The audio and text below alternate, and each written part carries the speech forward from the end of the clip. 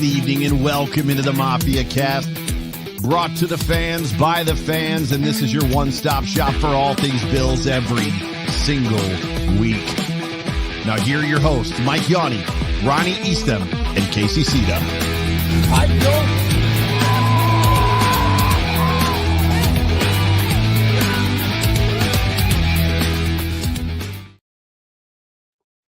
Welcome back, Bills Mafia. Welcome to another episode of the Mafia cast.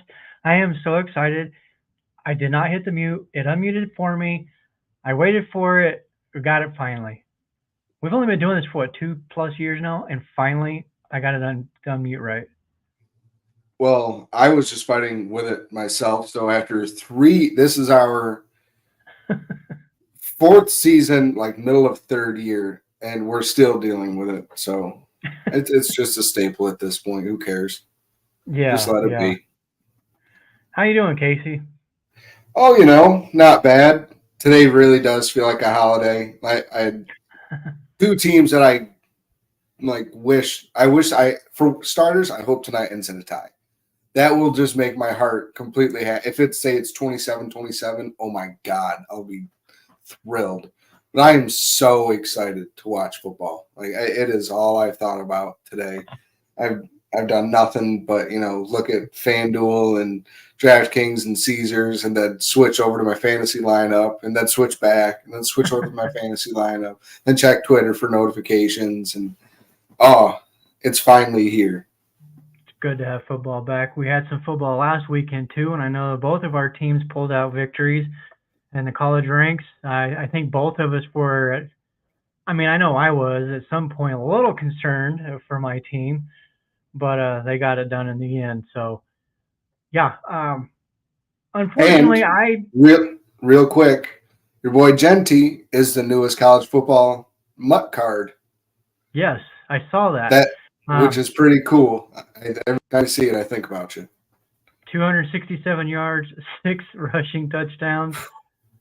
Crazy. And he didn't play a lot of the fourth quarter. He was so gassed by the time they got to the fourth because he was just running. He had a 77-yard run and a 75, I think it was.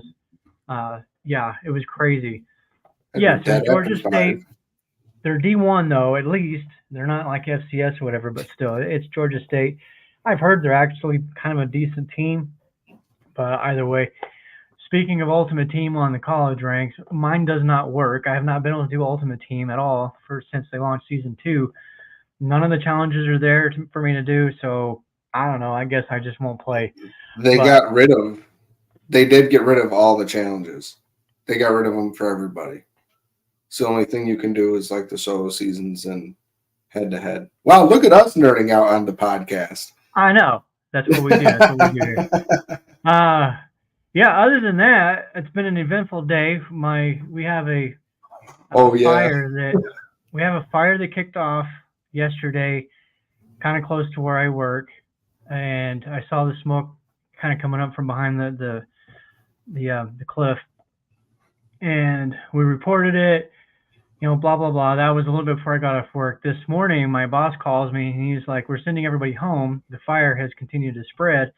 And now it's starting to get kind of close to our office and our property and stuff out there. Like, wow, okay. So I don't know what's going to happen tomorrow. I may or may not be working at home tomorrow, but so there was that. And then, like I told you, the events with somebody in Missouri, probably a Kansas City Chiefs fan. Wait. It's weird that this happened the same day that Chiefsaholic is sent to 17 and a half years of prison. If you guys know who that is, you guys can figure out what happened to Ronnie just by that hint. But that's kind of odd that in Missouri that happened to you, and today he's sent to jail. Thinking there's a copycat. Oh, absolutely. Yeah. So basically, somebody decided they needed our money more than we did and took a little bit from our bank account.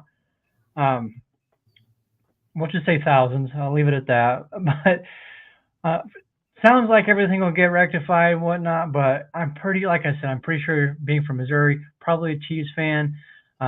He's probably going to go use that money to buy some memorabilia, maybe a Travis Kelce jersey, maybe a T Swift jersey. Who knows? Watch, he's going to be like the next box seat member. Yeah. So, anyways, moving on. We've got this is gonna be a fun show today. Season predictions are always a lot of fun. We were gonna do this on Monday. Casey reminded me it's a holiday. We were actually traveling back that day from the mountains at a cabin, so it's kind of a good thing. But we're going to do that today. We're going to get into our division winners. We're getting into wild cards, the Super Bowl predictions. Casey and I have not shared a single bit of information as far as our picks with each other, so it's going to be a complete surprise for both of us.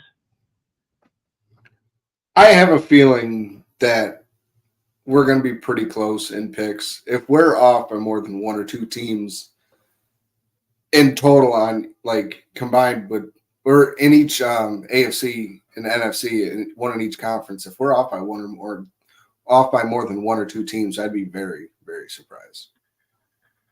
Yeah, and I'll just say right now, I think probably where we might differ, well, the NFC could be different because I feel like to me the NFC is a little more kind of wide open because outside of maybe San Francisco, I don't feel like there's any one team that's just overly dominant like maybe a Chiefs team.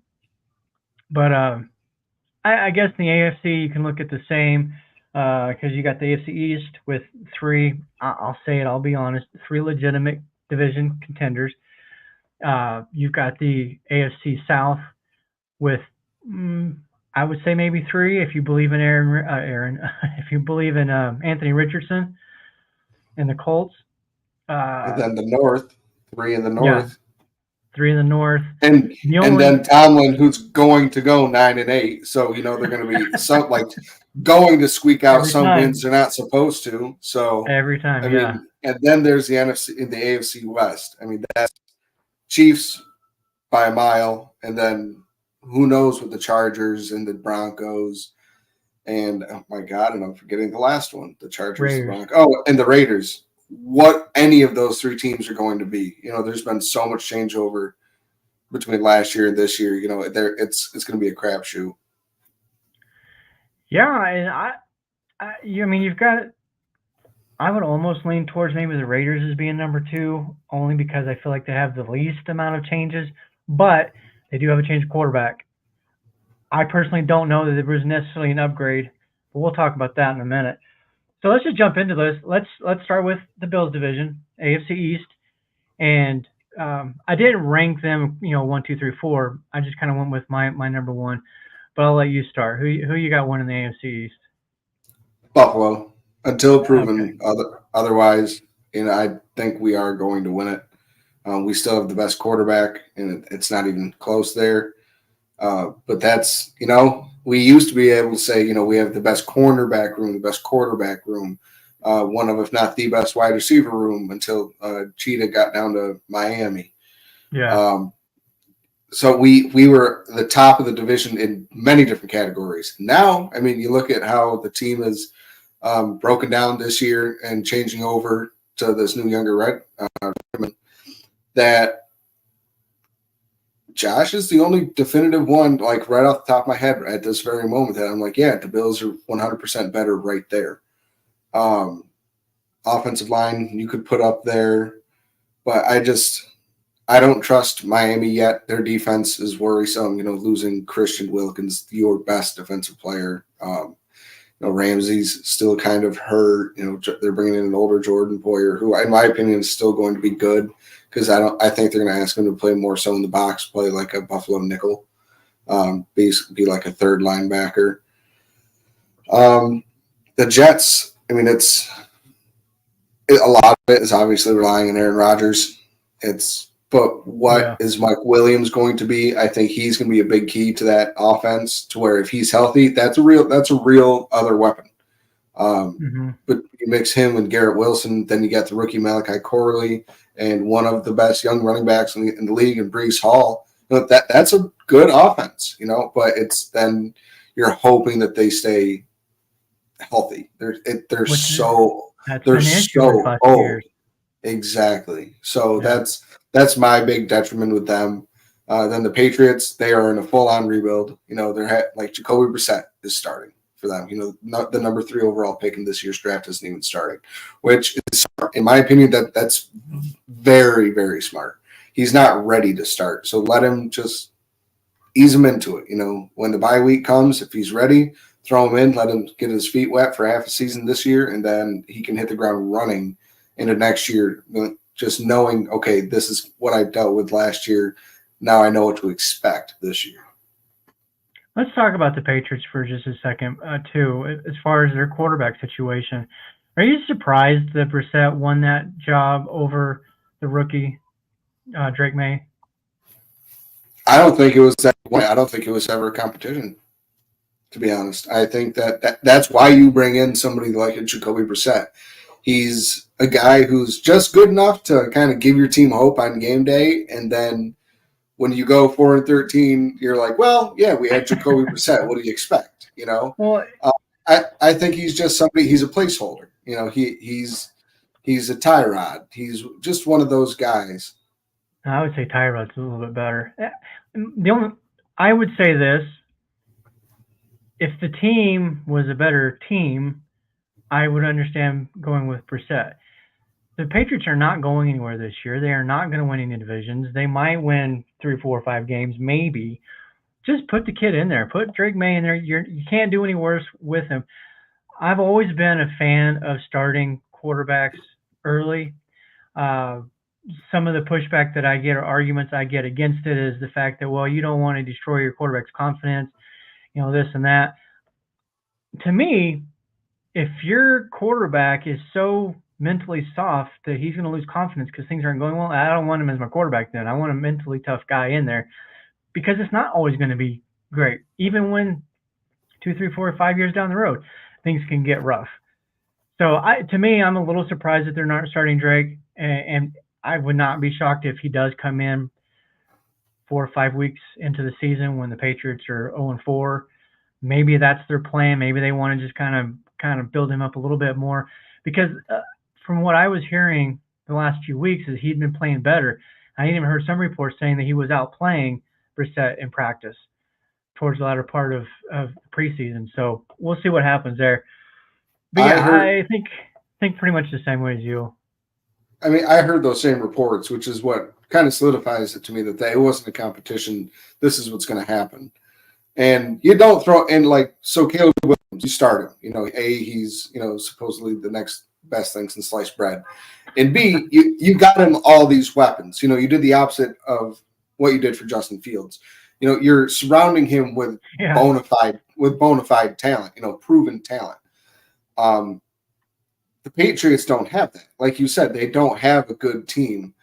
So, in my opinion, that's every point you made is the same reason why I would say to not start him right away, to just let him. All right, this is what it's like on game day. This is truly the different speed between even the preseason and now. Just really letting him get his feet wet. Yeah, and then like we said, after the bye week, go wild, kid.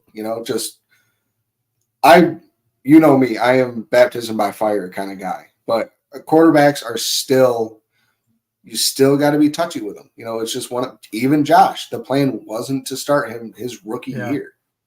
Had to. Literally had to, had no other option. Yeah. So, I mean, it worked out just fine.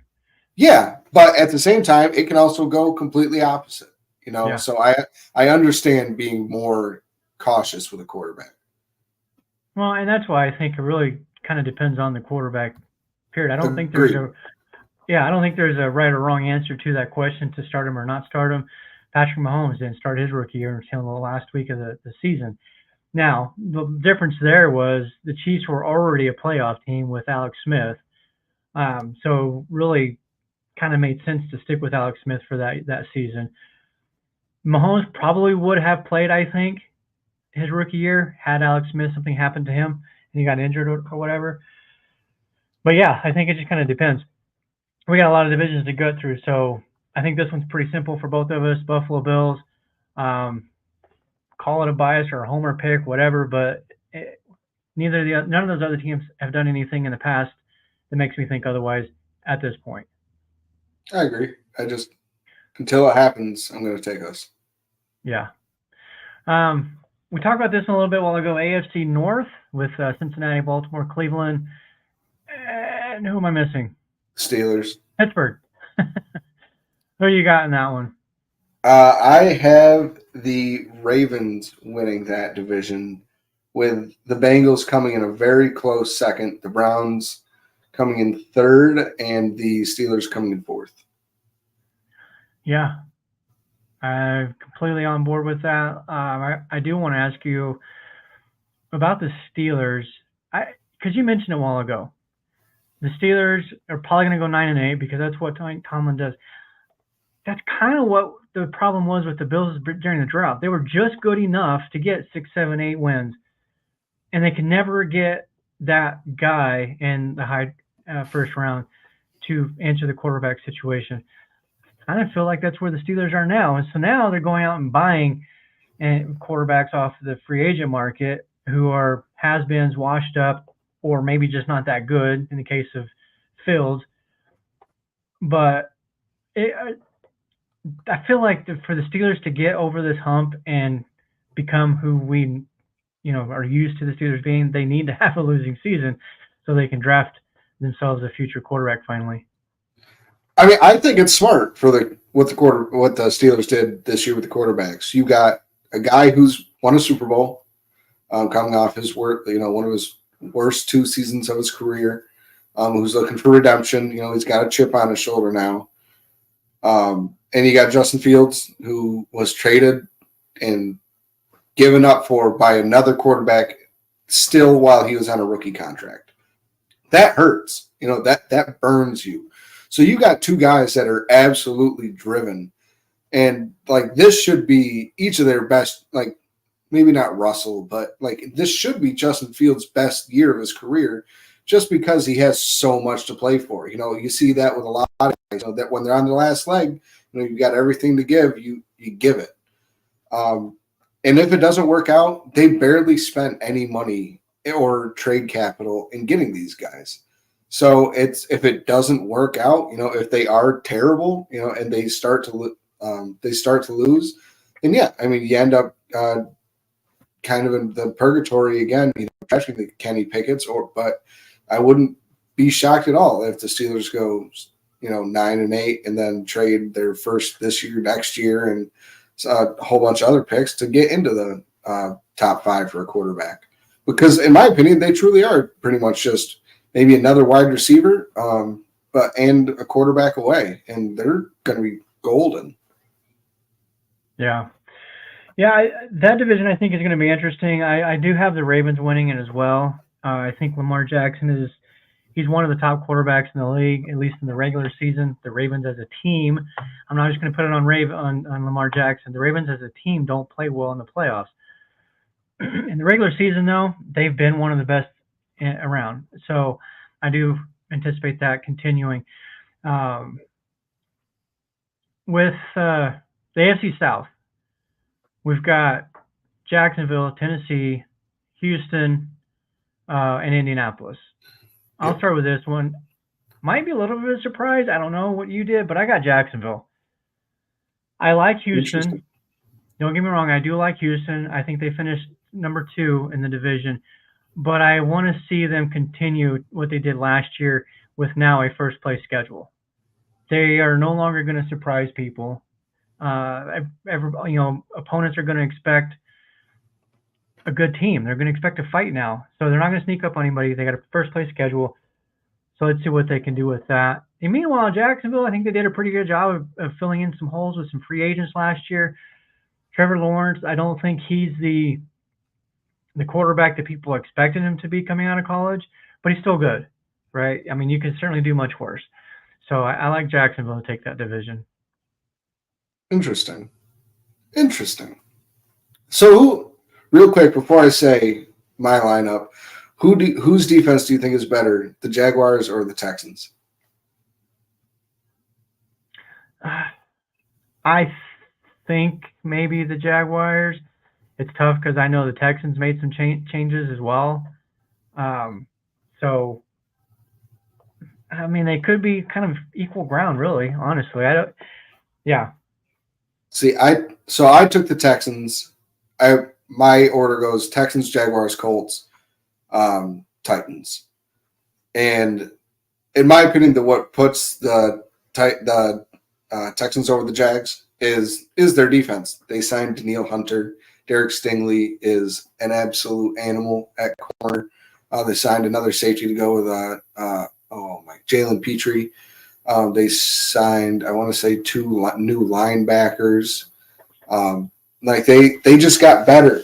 And every position that they struggled last year, they completely went after it in free agency in the draft.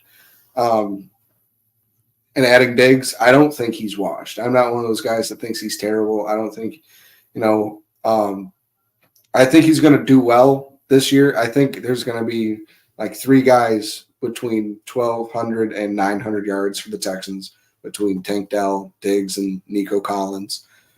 Who gets the most out of those 3? Your guess would be as good as mine. I see Diggs getting the most catches, Nico Collins getting the most yards, with Tank Dell getting the most touchdowns. Wild stuff like that. Then them also bringing in Joe Mixon, a true pass catching running back. They were the team that threw to the running backs the least last year. Now they had Devin Singletary and Dameon Pierce. We know that's not Singletary's best facet of his game. So to bring in somebody like a Joe Mixon, and they traded for him and paid him, paid him. So that tells me that he's going to be getting the ball a lot too. So I just think the Texans on offense there's just going to be a lot to stop, and not many teams are going to be able to score, just basically score with them. So that's why I have them on top. Yeah, it could certainly go that way. What you said with as far as Stephon Diggs, I honestly don't know what to think. I mean, I'm going to be honest with that one. We saw him. He continued to get the targets last year in the second half of the season, yet the production wasn't there. Was that because, based on some of the comments he made earlier this week, was there some a mental issue there with him and he was struggling with that? I don't know. Is he washed? I don't know. Were the Bills trying to phase him out? I don't think so, based on the fact that he was still the top targeted player on the Bills offense, even in the second half of the season. What does concern me, especially based on some of these comments, is because of what you just said, the Texans are loaded. There's a lot of talent on that, and you didn't even mention Dalton Schultz, who's a pretty good tight end too. Yeah, that's another one. Is he going to get enough targets to keep him happy? And if he's not happy and he starts chirping, what's that going to do to the team as a whole? I hope that's not the case. I really don't. I'm not rooting for any ill will against him. I hate the way the things ended, and I hate some of the things that he's been saying. But it is what it is. I don't care. You just move on. And I've always kind of liked the Texans, to be honest. I like C.J. Stroud. I think he's a good kid. And I like the way he came into the league last year and played. But, I'm going to go with the Jacksonville Jaguars, and unless if the Texans do it again this year, I think that definitely tells you that they're for real, and they could be potentially one of the top 3 or 4 teams in the conference too. They could be that this year. Absolutely. Last one, as far as AFC goes, we'll jump into that one. This one I think is pretty easy. I got the Raiders. I'm kidding. Chiefs, I think they run away with it again. Kind of reminds me of the Patriots during their 2-decade dominance, where the division was terrible and they were good and just kept running the table. 100%. So it's Chiefs, and then you want to tell me who's 2 through 4? Be my guest. I don't know, and it could be any one of the 3 teams could finish second or third or fourth. So to me, the AFC West is a complete throwaway division.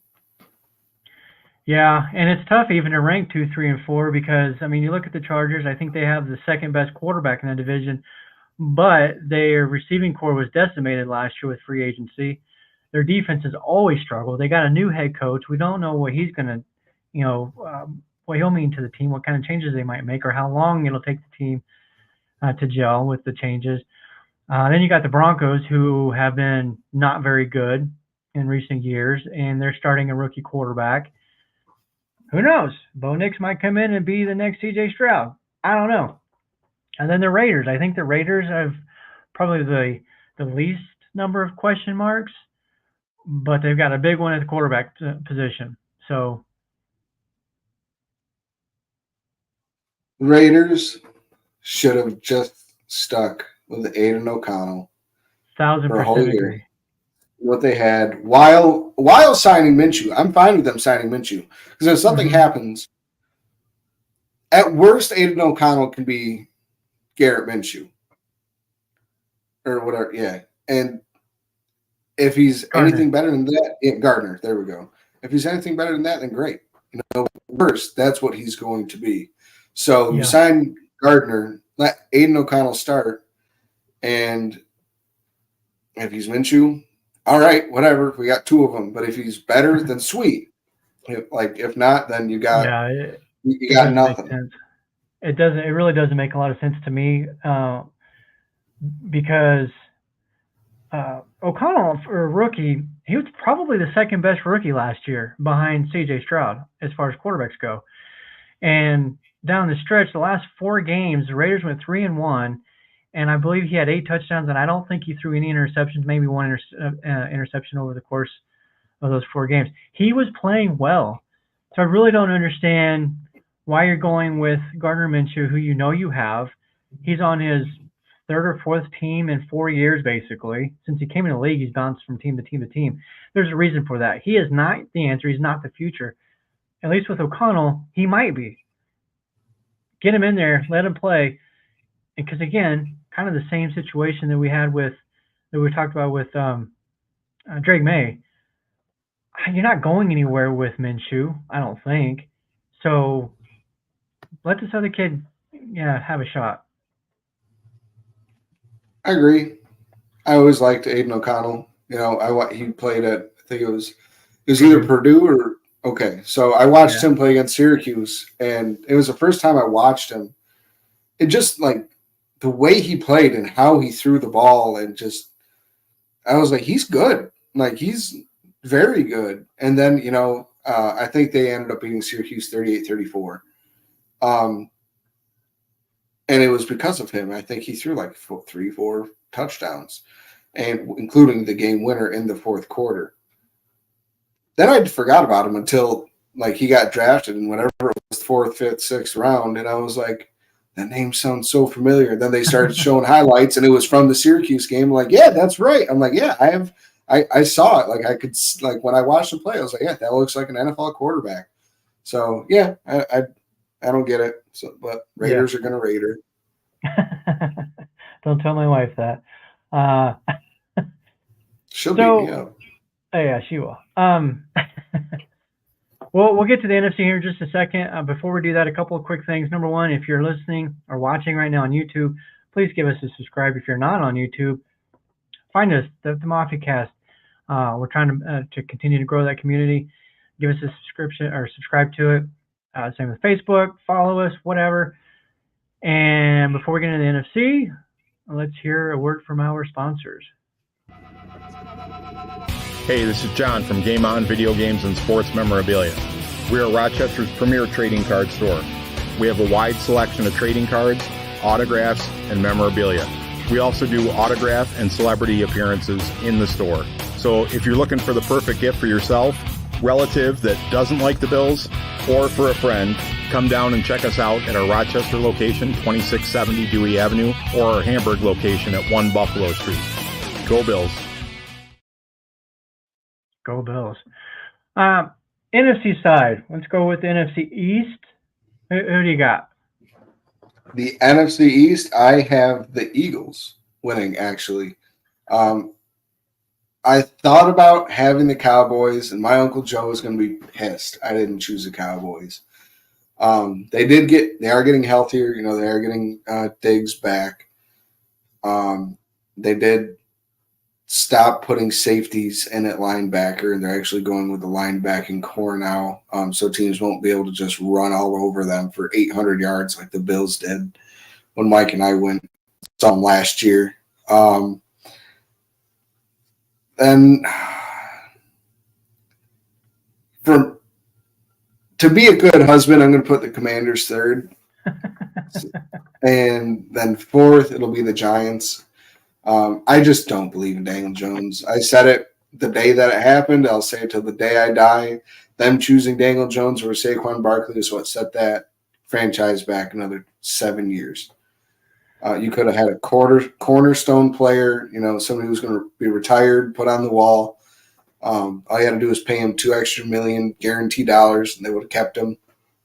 And instead, they're paying Daniel Jones $40 million cash, like for the next 2 years. I think they can get out of it after this year. Yeah. But like they could have had Caleb Williams. They could have, had a Drake May. And they almost could have had him this year with Daniel Jones, but they could have had him without the money that they're already giving Daniel Jones. So I think that's going to be the biggest kicker for Joe Shane in that front office. And just for that, yeah, I'll keep him in the basement. A little bit of punishment. Yeah. As far as the Cowboys go, I don't know what to expect from their running game. I don't know that they have much outside of CeeDee Lamb in the receiving corps. Brandon Cooks is a good receiver, but I think his prime is past. So I have them somewhere in the division. Maybe, yeah, I guess I could go with 2. Then after that, we got what? Who am I missing? Washington. Giants and Commanders. Yeah, that's a toss-up between the Commanders and the Giants. When it comes to the Barkley situation, you and I agreed on that initially. The more I think about it, though, the more I'm kind of like, because of the way the running back market is and the longevity of running backs, I can kind of understand why they maybe did that. Because, yeah, they could have paid him $2 million more. How much longer are you going to get him? He's I think, 26? They would have had – so if they didn't franchise him going into 2023, so going into last season and just extended him, that would have already taken this year. So now 2024 would be the second year on his deal. You'd have 2 more years with him, with more likely than not the fourth year being a dead year, void year for that cliff is bound to happen. But a lot of teams don't do the second contract anymore for running backs. That's just – But they the franchise tag was like a guaranteed, like whatever it was, 12, 16, 18 million dollars. Yeah. So you might as well have done that anyway. You could have just paid another $13 million the same year and had him for another 3 years, and everybody would have been happy. You could have went out and got a shiny new quarterback and let this bobblehead-looking dude go. Yeah. I think you could do worse than Daniel Jones, though. He does have his moments where he plays well. But yes. Yeah, he's not a franchise guy. He's not $45 million or whatever it is either. No. All right, the North. So I got. Yeah, go ahead. Oh, okay. This is going to be interesting, I think. I got the Lions. Yeah. I have a feeling you have the Packers. I do. I took the Packers in this one. I knew we would have one different. I have the Lions and the Packers, and then so it was Lions, Packers, Vikings, Chicago. So Lions, Packers, Chicago, and the Vikings. I just think the Lions are the most complete team. Just like the Texans addressed every need they had last year. They drafted the number one corner this year. They've got Melifonwu, who's becoming a great safety, paired him with Brian Branch. They've got good linebackers. They've got Aiden Hutchinson, one of the best up-and-coming defensive ends. Mm-hmm. And their whole offense, it's fantastic across the board. So I just think they're the most complete team. It came down to, for me, it really came down to the fact that, one, I think Jordan Love is a better quarterback than Goff. And two, real quick, I think Goff is better now. I think Jordan Love very much and very will likely end up better than Goff. But I think just at this very moment, I think Goff is better. Okay, continue. Yeah. And then I think they got the best running back in the division as well with Josh Jacobs. So the Packers defense, it's typically been, a solid group. But like I said, it ultimately came down to the fact that to me, Jordan Love is the better quarterback. I feel like there's going to be a point where Jared Goff is going to be Jared Goff. I don't know that he is an MVP level quarterback like some people have been saying the last couple of years. I don't think he's just an average quarterback. I think he's somewhere in between. But to me, I think the Packers, especially on the offensive side, are better.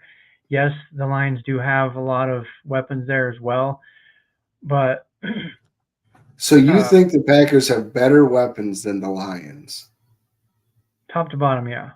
How many beers I think I'm going to say Brown is the best before receiver out of everybody, but I just, based on what we saw from last year with the Packers receiving core. Let us break this down. Who has the best receiver? Lions. You'll say that the Packers have the better running back. I would say the duo of Montgomery and Gibbs is better than just Jacobs. But if we're going to go out of singularity, I'll give you the Packers. So that's 1-1. Tight end, you and I both like Luke Musgrave, but Laporta is phenomenal. Mm-hmm. Offensive line, 100% going to the Lions. There's no way that you can argue that one. They have one of the best, if not guaranteed the best, offensive lines in the NFL. I wouldn't guarantee it, but I don't know as far as the Packers offensive line. I'll be honest, I have no idea exactly where they fall into that. Based on what we saw from last year, that offense was good. I think they step up. Jordan Love gets better. Josh Jacobs is obviously Josh Jacobs and one of the best backs in the league. So, continue. No, that was it. I think I made my point. All right. Mike asked a question a while ago about wildcard teams. We'll get to that in a minute. So, because I don't want to jump into the wildcards and the playoffs just yet. The NFC South. We got. This one's going to be tough for me to remember. There's two teams that can win this. There's only two teams that can win this division. That's the Falcons and the Bucks. And then there's the Saints, who Dennis Allen is one of the worst coaches I've ever seen, and one of the biggest D-bags if you'll listen to him at his press conferences. He is a total jerk at his press conferences about his players. I don't know if you've ever heard him, but if you haven't, I highly suggest you go and listen to him. You're going to be like, oh, who would ever work for this guy?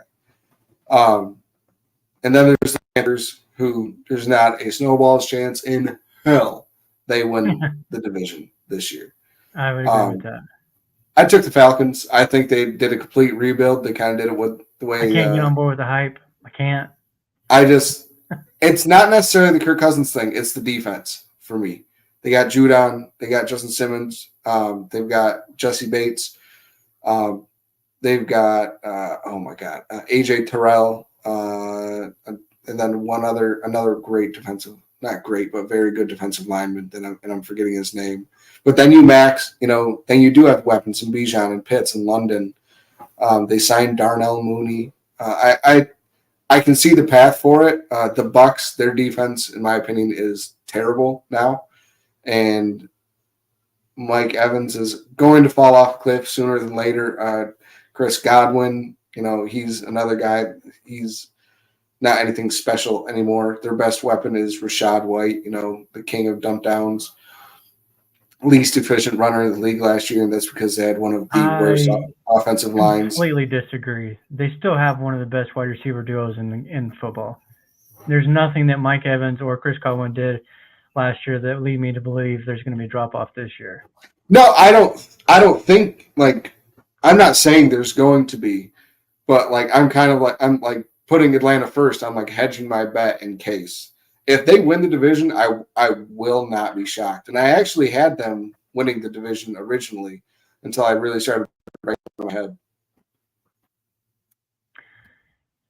So This is going to surprise you, based on what you just said. You have the Saints winning? I do. I have the Saints. They're not a bad football team, and the way that this division has played out the last 2 or 3 years, well, since Brady left, it's been anybody's division. They were right there in the thick of it last year, and there's not much that's changed in the division that leads me to believe that they can't win it, and they will have one of the better defenses in the league. A top 10 defense. Derek Carr, statistically, had a good season. Is he great? No. Is he good enough to win it? What? Is he good enough to win this division? Yes. Yeah. No, he's terrible now. And I loved Derek. I loved Derek Carr. Before you knew me. Keep going. I'm going to pull up his numbers again. You can tell me stats all you want. I watched it, and there was a lot of fluff time, and a lot of his yards came from dump downs to Kamara. It was all right. We'll see who's.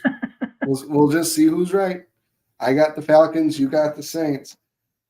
On to the West. All right, we'll move on from that one. The Saints are going to be, Chris Olave's a year older. Like I said, say what you want about Derek Carr. Why people continue to shit on him, I don't really understand. He's a good quarterback. Is he Josh Allen, Patrick Mahomes, Jalen Hurts? No, he's not. But he's more than capable. He's led the Raiders to a 12-4 season before he got his leg snapped in half. That was also literally 8 years ago. My point is, he has done well. He is a good quarterback in the NFL. Is he a top 5 guy? No. But the Saints have the tools to win this. If you put them in the division with the Chiefs or in a division with Detroit or Philly, no, they don't win it. This is not a good division, and I'm not sold on the Falcons because they brought in all these new pieces. The Commanders have done that in the past. The Eagles have done that in the past, and we've seen how that worked out for them. It didn't. Just because you sign a bunch of big names and have all this talent and stuff doesn't mean anything. And is Kirk Cousins going to come back and be ready to play at a high level again? And he's been talked about as being, he's okay. I'd put him on the same level as Carr, honestly. Yeah, I would. We need to end this show. 1, there's football on in a half an hour. 2, right, I'm going to reach through this computer and strangle you. All right, the West. I got the Niners, and then I've got Rams in a close second. Yeah, I've got the Seahawks, and then I've got the Cardinals. But with the Cardinals up and coming, the Cardinals are planting the seeds this year. Last year and this year, they're really planting the seeds. They got Trey Benson, Trey McBride, Kyler Murray, Marvin Harrison Jr., obviously. Greg Dortch, good little surprise for him last year. A little slot wide receiver. Their defense, god-awful.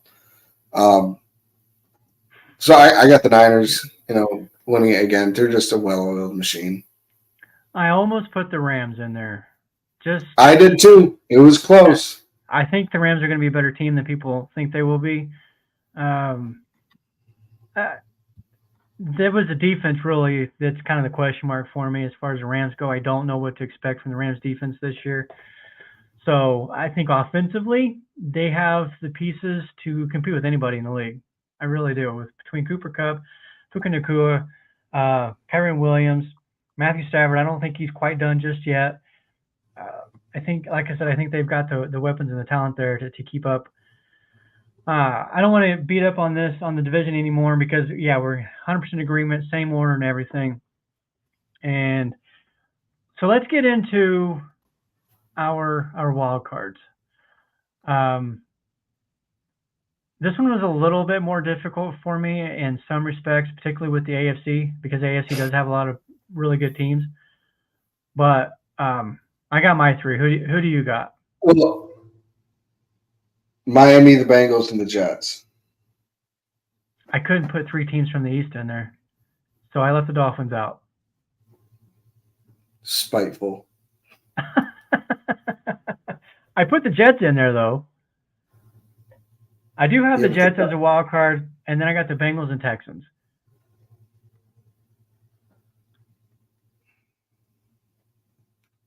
I mean,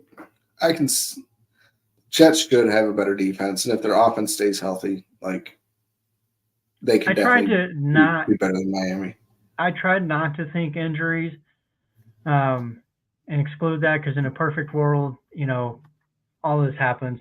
In a perfect world, the Bills win a Super Bowl in the last couple of years without all the injuries. But so for me in the AFC, it's and not in any particular order, but Bills, Ravens, Jaguars, Chiefs, Bengals, Texans, and Jets. I've got Kansas City, Bills, Houston, Ravens, Miami, Bengals, Jets.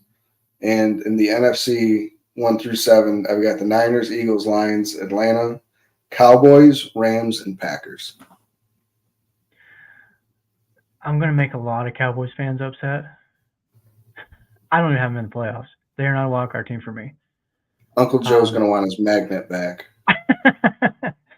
I got Philadelphia, Green Bay, New Orleans, San Francisco, my wild card teams, Detroit, the Rams, and the Falcons. So who's your Super Bowl picks?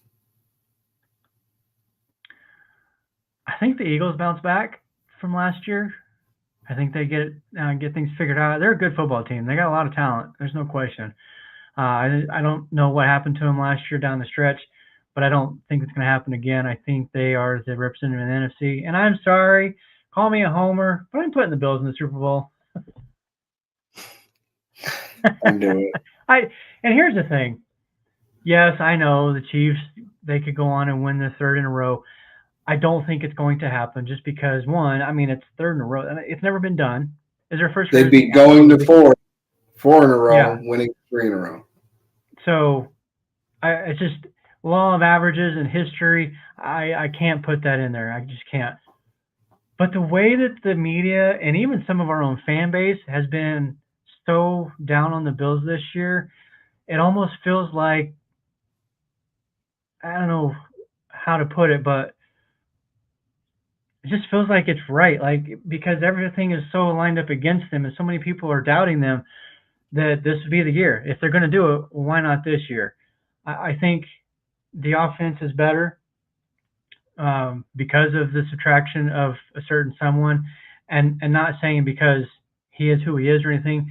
I just think an offense is better when you can spread the ball around, and there's no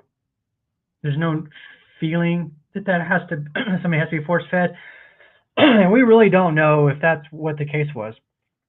Diggs might not have been going into the huddle saying, "I need the ball, throw me the ball." Maybe he wasn't, but there was obviously a feeling that needed to happen. So, and I think the defense. I mean, it's a Sean McDermott defense. They've been a top 5 or top 10 defense every single year he's been there, just about. I don't see that changing. I know there's been a lot of changes there as far as the safety position, but I think this defense is going to be pretty explosive. You are drunk. I'll just leave it at that. I got Niners and Ravens making it to the Super Bowl, and I've got the Niners finally getting over the hump and getting that. Hold on. Wait a minute. No. Okay. The AFC East, you said you picked the Bills because until they prove otherwise, they are the team to beat. So what have the Ravens done that makes you think anything has changed? I didn't question anything that you said about the Eagles making it to the Super Bowl. We have way too much. 3 years ago, no, we're not going. We got way too much stuff to get through. We got a game in 20 minutes. Yeah, we haven't even talked about our own game. Yeah, let's get to the primetime picks. Let's do that. We'll move on. This show could go on for a while because you're wrong. So tonight I've got the Chiefs winning. I've got the Chiefs beating the Ravens. Got the Ravens in the Super Bowl, but can't pick the Ravens to win tonight. All right. It's a little different losing the first game and winning the last game. I've got the Ravens because they are a really, really good regular season team. The Chiefs seem to kind of come into the season a little slow initially. Game one, they come out hot. Game one, they come out hot, but the first they lost to Detroit in game one 2 seasons ago. Or was that they last put season? up last year? But they put up points. That's the thing, though. Like I think they're going to be able to put up enough points. Well, the Ravens' defense is a lot better than Detroit's was last season. Both were, I think, the number 2 defense. They were up there. I think the Browns were number 1, but they were both like 1 and 2 in points. They points against. So Friday we have Packers Eagles in Brazil. I got the Eagles winning that one. This one's tough because I do like the Packers. What's the spread is 2 points, so that one's really tough. I'll go with the Eagles though because I've got them winning the division. I've got them going to the Super Bowl, so I'll stick with the Eagles. And we've got Mike says we have Panthers at Saints. Oh no, Mike's saying not Panthers at Saints. It's Rams and Lions on Sunday night. Okay, Rams and Lions. God, that's a good game. Mm-hmm. In Detroit. Yeah. I'm going to take Detroit is favored by 4.5. By 4.5. Wow. Yeah, I'm going to take Detroit, but I would take the points for LA. Yeah, I'll take Detroit on that one as well. And then the Monday night game is Jets and the 49ers. I think we'll probably be in agreement on this one, but Niners by a mile. I don't think it'll be a mile. I think not a mile. I just hate the Jets, so I'm just the mile's more of a hope. Yeah. I do have the Niners winning that one as well. So the only one that we've got different would be tonight's game. So we're going to keep track of this. I'm going to bring Mike in here really quick. Hope you're ready, Mike. And there he is, because I want to hear your primetime picks as well. You're muted. There's always one. Yeah. There you go. So I don't know. You guys already stated the cases for all the team. It's hard for me to argue with you guys. And we mostly all agree. But I went with my heart, and I got to see the Ravens win tonight. That's it. But I think other than that, I think we agree on everything else. So you've got Philadelphia, Lions, and Niners. Yeah. Okay. Ravens, Philadelphia, Niners. It's the same as me, basically. Mm-hmm. He's taking the Ravens. You're taking the Chiefs. Let's talk about this game against Arizona. I'm hoping really that quick. Packers game is a good game. Packers-Eagles game is a good game. It's going to be a really good game, I think. Yeah. Let's talk about the Cardinals and Bills on Sunday. I believe the game is at 1 o'clock Eastern. I've seen some people that are kind of nervous for this game. I mean, rightfully so. I think the Cardinals, they've got some pieces there. But what do you think, Casey, as far as that game? I think it's going to be, to give a hint on my score prediction, I think the score's going to look closer than the game was. I think Josh is going to be okay. I think the offense is going to be fine. I think we're going to struggle against the run a little bit.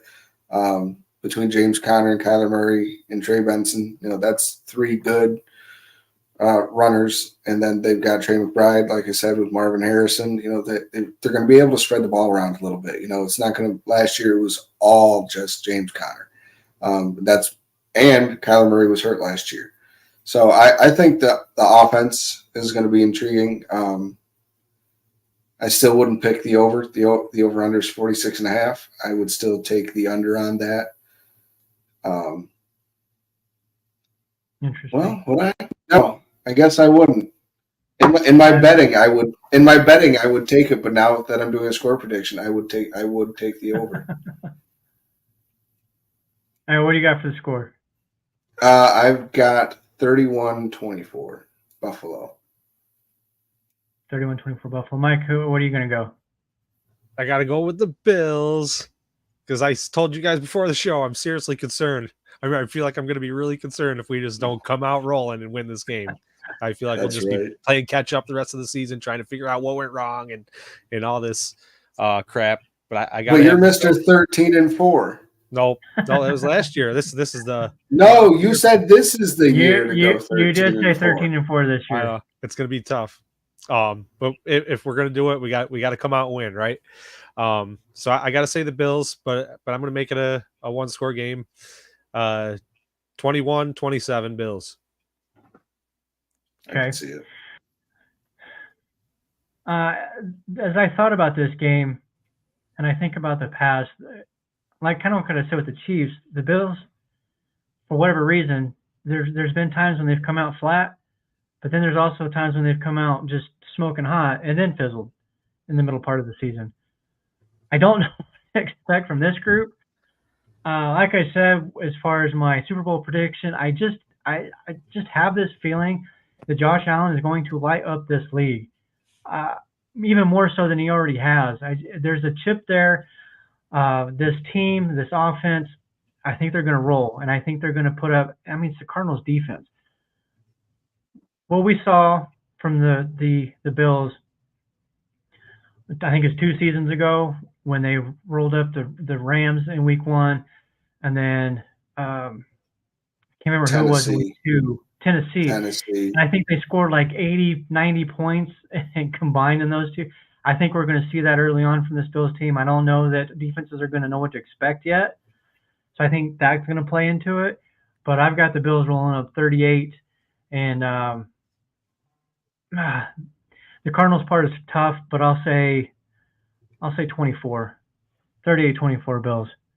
I do think the Cardinals will get some points, especially with our secondary trying to figure things out early. Agreed.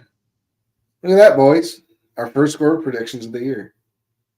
Wow, we're on there time. It is. Yeah, we have one other segment we wanted to get to, but we're not going to because we're running out of time here. But we'll do the primetime picks. Will be a weekly thing. And then we're going to start a new segment with Casey. Hopefully we can get to that next. In fact, I'll guarantee we'll get to it next week. We'll just have to get to a little earlier. I'll try to push next you week, guys a little bit. Next week we'll also have 2 shows. This week we try to cram everything into one. Yeah. So but and we didn't the next time we see each other, we'll be with a special guest that these two have no idea who's coming on the show on Monday. Only I do. They're not going to find out till 5 minutes before the show, I assume. You can't keep a secret that long. Want to bet? And for the record, I hate secrets. We all do, which is why the 3 of us do it to each other. Yeah. But next time we talk, we'll have a game recap to talk about. I can't wait. All right. Yeah. And there's some other things I want to talk about. I don't know if you guys saw it or not. The Bills only naming 2 captains for the entire team. I thought that was interesting. I do want to talk about that on Monday. So let's put that in our back pocket as well. And then we didn't even get to DeMar Hamlin. That's been a topic all week long. So looking forward to seeing how he plays on Sunday. But we'll talk about all that on Monday. So let's get out of here. We got football tonight. And what? Let's go. Right now. Well, I think it's 6:30. 20 minutes? Something like Coverage that. is anyway, on. Promise. Yeah. Let's get out of here. We'll see you all on Monday. Go Bills. Go Bills. Go Bills. Tell your friends.